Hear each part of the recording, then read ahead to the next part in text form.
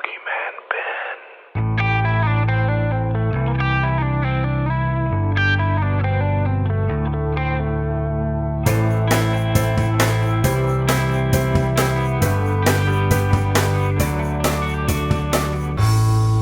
Horror Zone.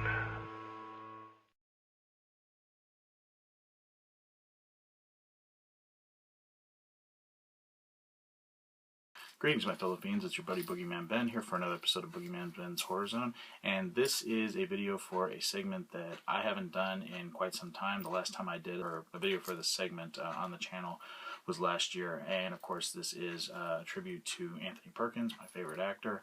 The last one I did, I know it was like mid-last 2015. And the last video I did was on his final film, In the Deep Woods. But recently I've just been trying to find some of his other films, and through doing this, it sort of sparked my interest in reviving this segment on the channel. The one I'm going to talk about today is a movie that I don't have on DVD or Blu-ray. What I ended up finding out was that it was available through Amazon Video, I believe is what it's called. It's a movie I had only seen once, and I saw it when it first aired on television. I was a sophomore in high school, so this is early 1990, and I was 15 when I first saw this, and I just recently watched it again, and that's like 26 years ago, which is crazy. So the movie is Daughter of Darkness. You can kind of see it right there, but this is a film that it was the first and only film that Anthony Perkins did where he played a vampire. It was a film directed by Stuart Gordon, who of course is known for Reanimator, and it also starred Mia Sara, who I knew and had a huge crush on, like most boys, from Ferris Bueller's Day Off. So what I'm going to do today is I'm going to talk a little bit about the film and talk about what it was like rewatching it after 26 years. So I hope everyone looks forward to this segment. Please stay tuned.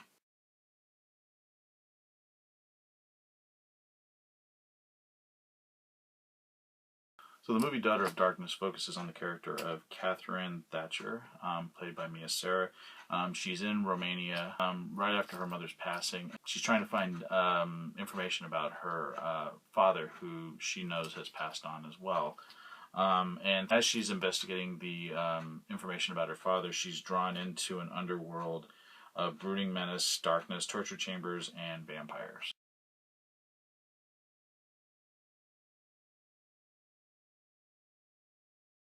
So you have Anthony Perkins as Anton, as well as Prince Constantine.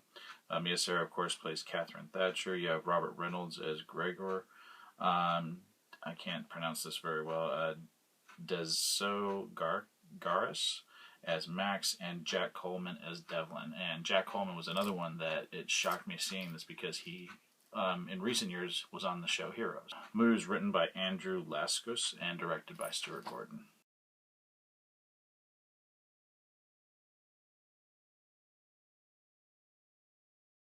Something else that I wanted to bring up, and this is something that I might do in this segment as well, is I'm rereading Split Image, which is a book that I bought about Anthony Perkins back in, 1996, when I just started attending college. I found it in the student bookstore.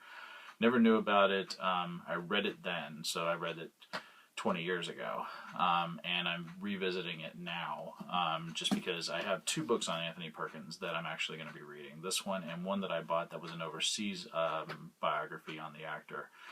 It's the only two novels on the actor that I know about, but there's an excerpt in this from regarding the movie Daughter of Darkness. One of the things it talks about is that this was Tony Perkins' first vampire role. What drew him to it was the parent-child aspect of it. He had wanted, Stuart Gordon, based on this, said that Tony had wanted the vampire to be a very human character. He didn't want to go the route of like stock Bela Lugosi vampire routine. He was very much an Anne Rice-like sadness about a vampire that Tony played. A sense that he was doomed and had seen all the people he loved die. and Tony brought a lot of heart to the role, according to Gordon. Many people regard horror films as junk, but Tony didn't see it that way. This is also around the time that Tony was diagnosed with AIDS, and I believe he knew it already. Again, I haven't gotten to this part in the book, but I wanted to sort of highlight this during this video. But they said that he rarely left his hotel room. When he was shooting began in that August, so I'm assuming this is August of '89. So this might have been before he knew, but he was in Budapest, where they shot it, substituting for Bucharest. Perkins rarely left his hotel room, and he wasn't needed on set. According to screenwriter Andrew Laskus, he said he struck me as a man who was carrying a kind of a burden on him. There was a grim facade to his manner, which wasn't the case at all once you started talking to him. It was as if, with the years, something had hardened in him, yet occasionally an almost boyish enthusiasm would surprise you. He seemed to have come to terms with the fact that he was a gun for hire in Hollywood at this point. And even one of the producers, Harry Chandler, observed that Tony was not Mr. Personality, but perhaps his reclusiveness was less a personality trait than a health need to sleep or take care of his body in a way that we weren't aware of. So obviously this was probably around the time that Tony was aware that something was wrong with him, or he knew that he was sick. Because I believe it wasn't until 1990 that he was officially diagnosed. But they said he was a consummate professional, always willing to do another take, never complaining, even when they were shooting and, it was cold. And he really had, I guess he really got along well with Mia Sara. Stuart Gordon said that she was very volatile, but Tony would just tell her, "You're wonderful, you're doing the scene brilliantly." He never criticized or put anybody down. He was always emphasizing the positive, encouraging people. That's how he cooled her down. And even Mia Sara says that to cheer her up, he would sing Rodgers and Hart songs between takes. Perkins was surprised that somebody her age knew the lyrics. Typically, Tony talked constantly about his boys, of course Osgood and Elvis, and was always telling me to have children right away. But she noticed she was taken back by how gaunt he was. It crossed her mind that he might have AIDS, because he was so thin and was so into the Course of Miracles. He carried the book with him everywhere he went.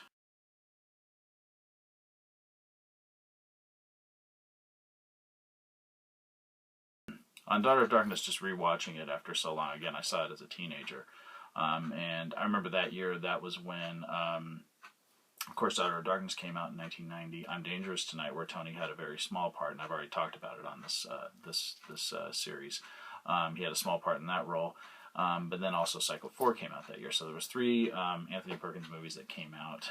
And what's sad when I think back to that, those were the last 3 performances I would see before he passed away, because I didn't see A Demon in My View or In the Deep Woods until after he had already passed away. So, and that's why when I was a kid, I was kind of always taken aback that he had done so much work in one year and then didn't do anything, or I didn't see anything else of his for so long.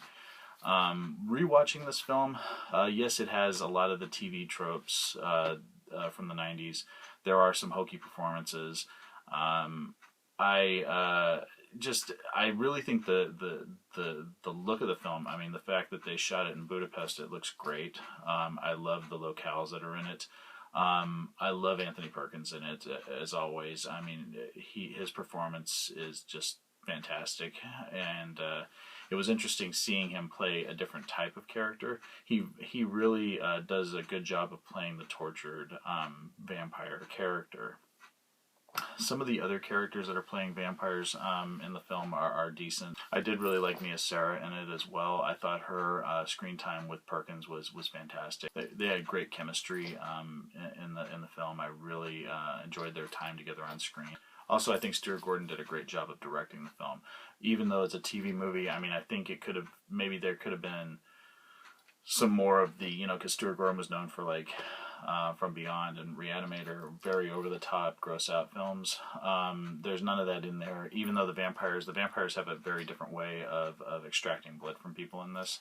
as opposed to a traditional vampire. And I remember seeing that as a kid and thinking it was very weird. But now that, 26 years later, and I've seen so many different iterations of vampires, I really enjoyed seeing this interpretation. It actually worked for me more seeing it now as an adult than it did for me as a kid. And I don't want to spoil it for people who haven't seen the film. But yeah, it was different.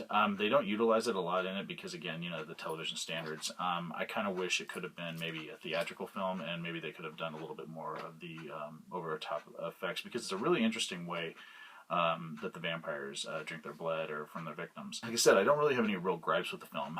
Again, this is coming from the 1990s, so you can't really hold it to today's TV standards, which are completely different. I mean, with what The Walking Dead and some of these other shows get away with.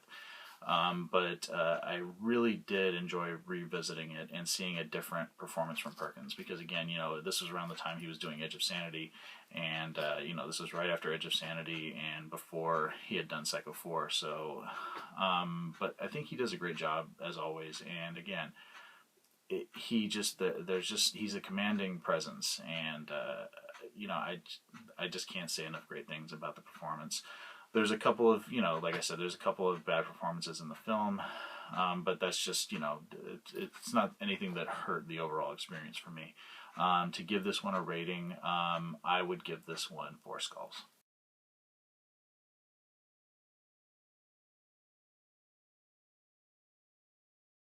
So yeah, I'm really happy to have the film finally. I mean, I'm saddened that it's not available on DVD or Blu-ray. At least I don't think it is. I've looked for this film for years and years and years, and why I initially left it off the segment is because I hadn't seen it in so long. I'd only seen, I'd seen some pictures from it, but I hadn't watched the film in all these years, and so I'm happy to say that I finally own it again. You can buy it on Amazon. I believe it was $9. It was $9 or $12. I can't remember off the top of my head right now, but it was like between $9 and $12 to buy it off of. I believe it was $9 to buy it off of Amazon, and I think you can rent it for even cheaper. So if you guys are curious to see one of Tony Perkins' last performances and the only performance he ever gave as a vampire, I recommend Daughter of Darkness. If you like Stuart Gordon, you like Anthony Perkins, you like Mia Sara, give it a watch. I think it's a great one. And like I said, I'm really looking forward to finishing up the book, or revisiting this book, Split Image, focused on Anthony Perkins, and doing that, a review of this book, talking about my thoughts on it in this segment as well. And I'm really happy to be doing this segment for my favorite actor of all time. And please, if you guys have seen Daughter of Darkness, please leave your thoughts in the comment section below. Would love to hear from everyone. As always, thanks so much for watching, and I hope everyone's doing well, and I'll talk to you next time. Take it easy. Stay scared.